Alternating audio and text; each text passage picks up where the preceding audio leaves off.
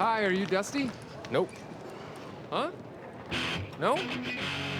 This script is one of the first projects that we even listened to when we started Gary Sanchez Productions. So myself, Adam McKay, Chris Henchy, and buddy of Chris Henchy's Brian Burns is the writer, and he came and he pitched basically the story in which he was the dad to his wife's 2 kids, and the biological father kept coming in and out of their lives with all of these crazy antics. You must be the new and improved husband. Come on, bring it in, big guns. Brian and I worked at Entourage, and we had dinner together one night. And so he's telling the story, what a dad goes through when real dad shows up, who, you know, is a hero at every turn. My dad can bring people back from the dead. Mr. Whitaker's a zombie! Has a person deal with that, it just seemed to provide a lot of comedy, a lot of heart, and a lot of fun. It went through a bunch of different versions and a bunch of different actors and who would play which role and whether I'd play the Dusty character or the Brad character, and finally it got kind of a 5th or 6th life with Mark's name being attached. We already met at the airport. I don't recall that, friend. Yeah, I walked right up to you and asked if you were Dusty. No, I'm pretty sure I remember a heavy hitter like yourself.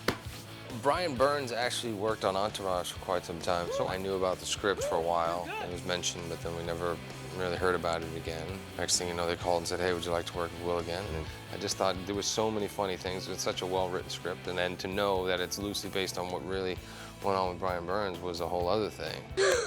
Brad's being racism? Racist, honey. Brad is a racist. Honey? Is Brad a Klan person? Possibly. No, honey. The step-parent has always been vilified in a way.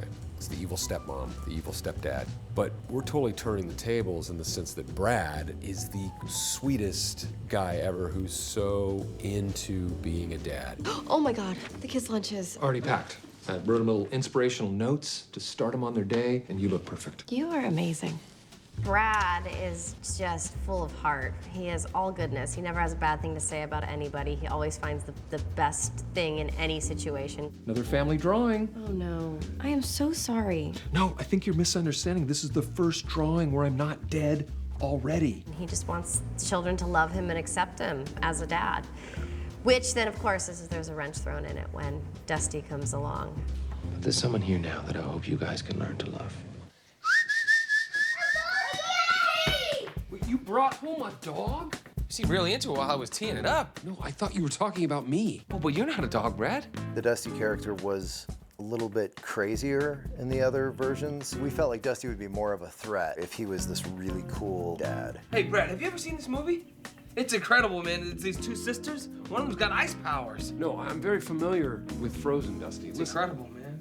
We never pictured Mark as the Dusty character, and yet now that we've done the movie, I can't imagine anyone else doing it. You figured it out, didn't you? You cracked the code. I don't know about that. Oh, don't play that humble game with me.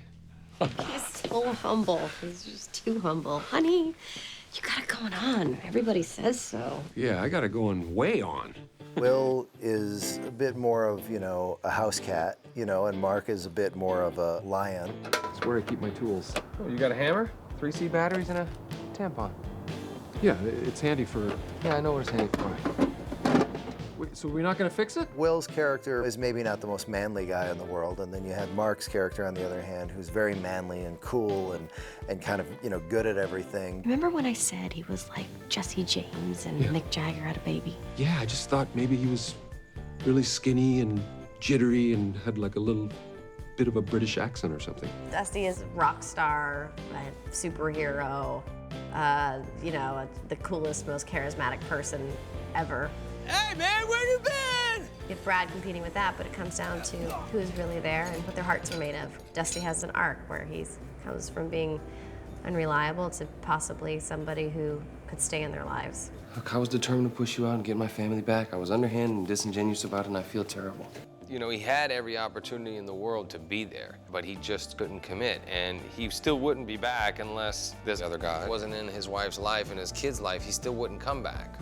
And now he really just wants to challenge this guy and win over his family again. I can ride, okay? Would you get a shirt on? I think if you could ride, you wouldn't be stuck in a wall right now, Brad. Yeah, honey, I hate to say it, but he's right. Linda's kind of the unsung hero of this movie because she had a really hard part to play. She had to walk this very fine line where she had to play a grounded version of this mother character. Yay! Brad, how can we afford a pony? Where are we even gonna put that thing? I can clean out some stable space in the garage. But she couldn't be such a mother that she would not allow the antics of the movie to take place. I'm 100% happy with the family that I have. The only reason I'm putting up with him is because my kids are so happy to see him. And I want them to have a relationship with their father. She has to stand by her husband, but she also has to allow ex-husband in enough to be a presence with the kids.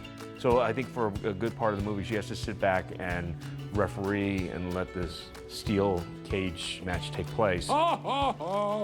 And just go, okay, and then she's got to step in at the right time, and she has to figure out when to do that. Honey, you need to calm down. No, I'm not gonna calm down. She asked me first, and now she's asking him? It's not fair. You know what? Actually, it's very fair. Okay, she has two dads. She wants you both there. You just have to accept that. But she gets fed up with both of them, you know? She's in the middle of all these crazy hijinks and competition, which is, you can't really truly compete for anybody's love. Yeah, let's just go down. Let's just enjoy the... No! I think you should sit in your $18,000 seats and think of all the better ways that your family could have used that money. We wanted Sarah to have some teeth and to show this toughness to her, because I think you'd have to be tough to have had a previous relationship with a real character like Dusty. What are you doing? I'm comforting you. She'd obviously spent a lot of time with Dusty and been dragged through the ringer many times, so she's hip to his tricks, but, you know, it doesn't prevent him from trying. You know, he's gonna give it everything he's got. Are you sure you don't need company right now? I mean, you're going through a tough transition here. Be here at 6:30 tomorrow morning. Well, can I at least come in and get my stuff? No! Hey, I'm Sean Anders, director of Daddy's Home. We're on the set of Daddy's Home at the airport. Sean he's just a powerhouse. We'll take the turn at the end of the run, and we'll still be on you guys for the turn. We got really close to doing another movie with Sean and his partner John Morris, and then this came around and they were available and they loved the premise, and they did a great job with firming the spine of the story, because we always had jokes, but they really gave it an emotional component. Hey, Will, start with the Step King, but the Step King reminded the King, okay? So conscientious with how everyone's feeling and doing, and sends you an email on Sunday describing everything that's going to happen throughout the rest of the week. I've never worked with a director like that. He really puts so much thought into every moment and has great ideas on top of it. At the same time, as if something's not working for us, has no ego about, you know, changing it up. This might make a better sort of button for like nope if we get a big laugh there, and then we come back to you.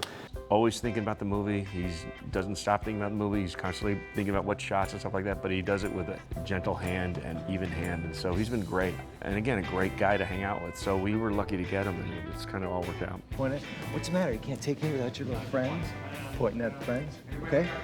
It's so fun to watch him direct the kids because he's so delicate and sweet and so genuinely excited about everything. I don't know, I feel like Sean's the type of person you feel like you've known, like you feel like you grew up with him or went to high school with him or something. It's just a really nice way about him. Can I see, like after you stand up? McKay, and then we're basically saying how cool he was and how easy he is to work with, but smart. You know, he understands that at the core of it, there's real heart to the story.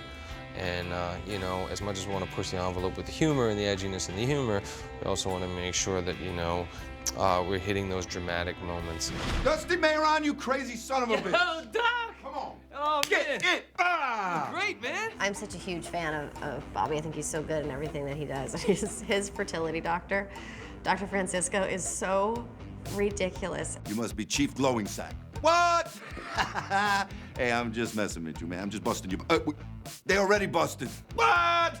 Super irreverent fertility doctor who is borderline kind of lewd with my wife and very dismissive to me. Jesus, in the morning. She was married to him first? Okay, listen here, sugar tits. Listen up, pretty boy. Listen here, handsome. Listen up, ball slapper. Thomas Hayden Church, fantastic. You know, I only got to do one scene with him, but, you know, he's someone I've always been a fan of. Hey, you must be Roger. Nope. We have a really funny button at the end of the movie where Mark's new wife is Alessandra, and then her ex-husband is John Cena. That's already funny. You know, we had to find someone that even Mark Wahlberg would look and feel intimidated by.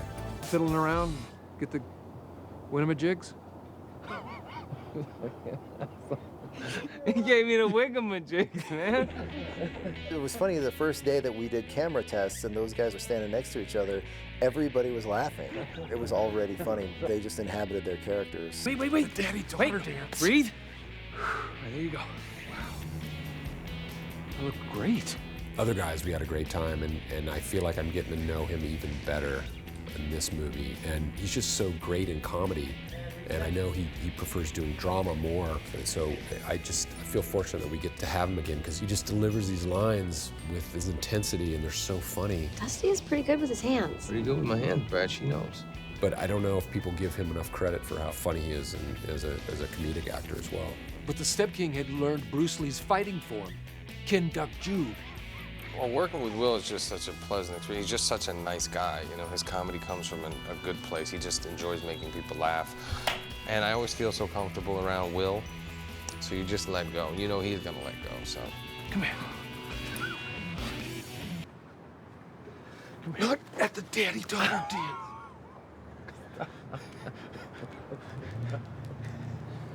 You ready now? Yeah. You a professional?